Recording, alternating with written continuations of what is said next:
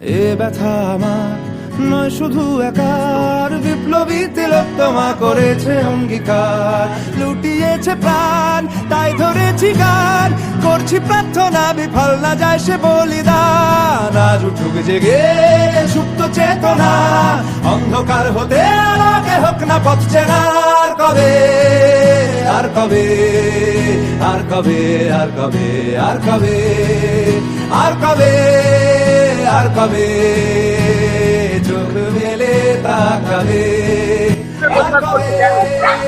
আগামী 9ই আগস্ট আমাদের বাংলার মেয়ে, বাংলার তিলোত্তমা, তাকে যেভাবে নারকীয়ভাবে হত্যা করা হয়েছে, রেপ করে, তার প্রতিবাদে আজকে এতদিন হয়ে গেল প্রত্যেকটা বাংলাবাসী আজকে ভয় পাচ্ছে তাদের মেয়েদেরকে রাস্তায় বের করতে।